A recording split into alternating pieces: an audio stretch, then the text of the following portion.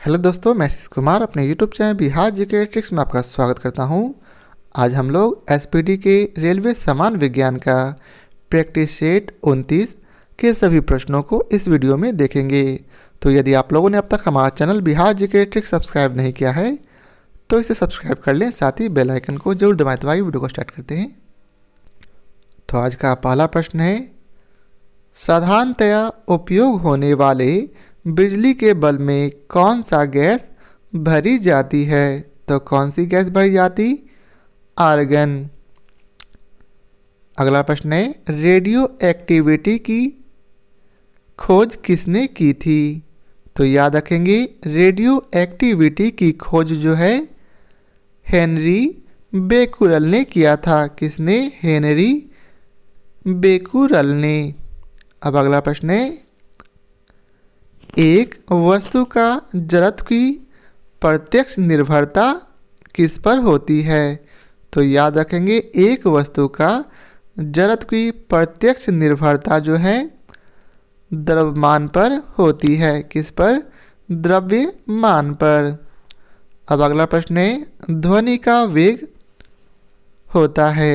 तो ध्वनि का वेग जो है सूखी हवा से नमी हवा में अधिक होता है। किसमें अधिक होता? तो सूखी हवा की तुलना में नमी हवा में अधिक होता है। अब अगला प्रश्न है, स्टेनलेस स्टील मिश्र धातु है। तो स्टेनलेस स्टील जो है लोहे और क्रोमियम का मिश्र धातु है। किसका मिश्र धातु है? लोहे और क्रोमियम का। अब अगला प्रश्न है, भौतिक परिवर्तन का एक उदाहरण है। तो भौतिक परिवर्तन का एक उदाहरण पानी में चीनी का घुलना है। कौन है? पानी में चीनी का घुलना। अगला प्रश्न है, पेरिस ऑफ प्लास्टर का सूत्र है। तो पेरिस ऑफ प्लास्टर का सूत्र CaSO4 × 2H2O है। क्या है? CaSO4 × 2H2O। अब अगला प्रश्न है, नींबू खट्टा किस कारण से होता है? तो नींबू जो खट्टा है वो साइट्रिक अम्ल के कारण होता है। किसके कारण? साइट्रिक अम्ल के कारण। अब अगला प्रश्न है, वायु क्या है? तो वायु जो है एक मिश्रण है। क्या है? मिश्रण। अब अगला प्रश्न है, हंसाने वाला गैस कौन सा है? तो हंसाने वाला गैस नाइट्रस ऑक्साइड है। कौन? नाइट्रस ऑक्साइड अर्थात N2O। अब अगला प्रश्न है, निम्नलिखित में सबसे भारी धातु कौन है? तो निम्नलिखित में सबसे भारी धातु यूरेनियम है। कौन है? यूरेनियम। अब अगला प्रश्न है, जल की अस्थायी कठोरता का कारण क्या है? तो जल की अस्थायी कठोरता का कारण कैल्शियम तथा मैग्नीशियम के क्लोराइड और सल्फेट हैं। अब अगला प्रश्न है, अपमार्जक क्या है? तो अपमार्जक जो है शोधन अभिकर्ता है। क्या है? शोधन अभिकर्ता। अगला प्रश्न है, रेडियोधर्मी पदार्थ उत्सर्जित करता है किस कण को? तो हम लोग याद रखेंगे, रेडियोधर्मी पदार्थ अल्फा कण, बीटा कण और गामा कण, इन तीनों को उत्सर्जित करता है। अगला प्रश्न है, हवा में जिस गैस की मात्रा सबसे अधिक है वह कौन सी गैस है? तो हवा में सर्वाधिक नाइट्रोजन गैस है। कौन सी गैस? नाइट्रोजन।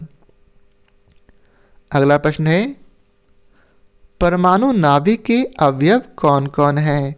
तो परमाणु नाभिक के अवयव जो हैं प्रोटॉन और न्यूट्रॉन है। अर्थात परमाणु के नाभिक में प्रोटॉन और न्यूट्रॉन रहते हैं।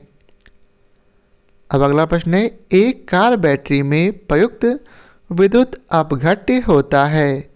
तो एक कार बैटरी में प्रयुक्त विद्युत अपघट्य जो है सल्फ्यूरिक अम्ल होता है। कौन होता?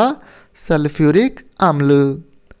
अब अगला प्रश्न है, स्टील की कठोरता प्रदान करने के लिए बढ़ाई जाती है किसकी मात्रा? तो स्टील की कठोरता प्रदान करने के लिए कार्बन की मात्रा बढ़ाई जाती है। अब अगला प्रश्न है, शुष्क बर्फ है। तो शुष्क बर्फ जो है ठोस कार्बन डाइऑक्साइड है। कौन है? ठोस कार्बन डाइऑक्साइड। अब अगला प्रश्न है, भारत के किस राज्य में चांदी उपलब्ध होता है? तो भारत के गुजरात में चांदी उपलब्ध होता है। किस राज्य में? गुजरात में।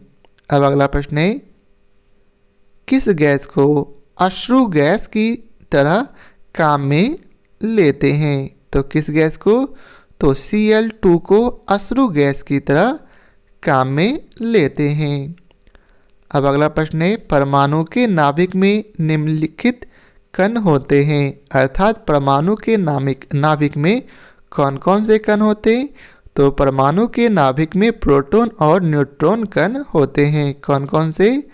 प्रोटॉन और न्यूट्रॉन। अब अगला प्रश्न है, धोने का सोडा का रासायनिक सूत्र है। तो धोने के सोडा का रासायनिक सूत्र Na2CO3 है। क्या है? Na2CO3। अब अगला प्रश्न है, ठोस कपूर से कपूर वाष्प बनाने की प्रक्रिया को क्या कहते हैं? तो ठोस कपूर से कपूर वाष्प बनाने की प्रक्रिया को ऊर्ध्वपातन कहते हैं। क्या कहते हैं? ऊर्ध्वपातन। अब अगला प्रश्न है, निम्न में से सबसे सख्त धातु कौन है? तो निम्न में से सबसे सख्त धातु जो है प्लेटिनम है। कौन है? प्लेटिनम। अब अगला प्रश्न है, निम्न में से किसे शुष्क बर्फ कहते हैं? तो निम्न में से जो है ठोस कार्बन डाइऑक्साइड को शुष्क बर्फ कहते हैं। किसे कहते हैं? ठोस कार्बन डाइऑक्साइड को। अब अगला प्रश्न है, सबसे कड़ा पदार्थ कौन सा है? तो सबसे कड़ा पदार्थ जो है हीरा है। कौन है? हीरा। अब अगला प्रश्न है, निम्न में से कौन सा पदार्थ साबुन बनाने में प्रयोग होता है? तो याद रखेंगे, निम्न में से वनस्पति तेल जो है साबुन बनाने में प्रयोग होता है। कौन?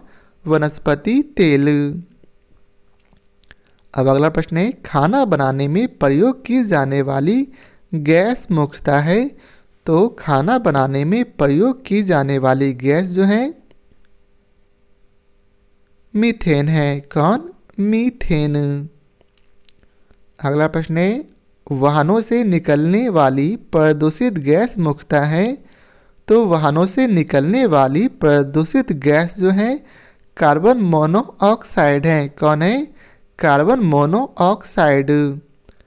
अब अगला प्रश्न है, निम्न पदार्थों में से कौन सा पदार्थ खाने की वस्तुओं का परिरक्षण में प्रयोग होता है? तो कौन सा पदार्थ?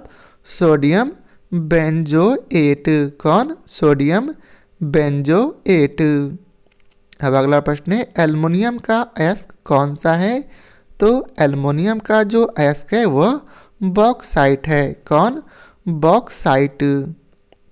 अब अगला प्रश्न है, रेडियो कार्बन तिथि निर्धारण विधि का प्रयोग होता है किसमें?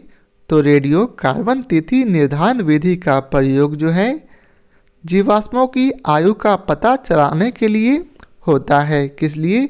जीवाश्मों की आयु का पता लगाने के लिए। तो यह था आज के प्रैक्टिस सेट का आखिरी प्रश्न। आशा करता हूँ आप लोगों को हमारी यह वीडियो पसंद आया हो। यदि आप लोगों को हमारी यह वीडियो पसंद आया हो तो लाइक और शेयर जरूर करें। फिर मिलते हैं नए प्रैक्टिस सेट के साथ। तो आज के लिए बहुत बहुत धन्यवाद।